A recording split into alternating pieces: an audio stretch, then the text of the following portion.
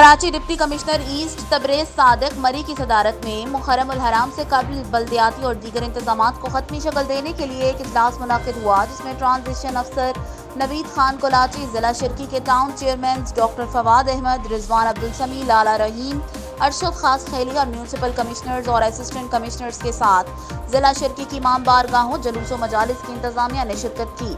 इस मौका पर जुलूस व मजालिस इंतजामिया की जानिब से मुहर्रम उल हराम के हवाले से बल्दियाती मसाइल समेत दीगर मसाइल पेश किए, जो कि बगौर सुने गए और इनके हल के लिए मुतालिका इदारों को अहकामात भी जारी किए गए।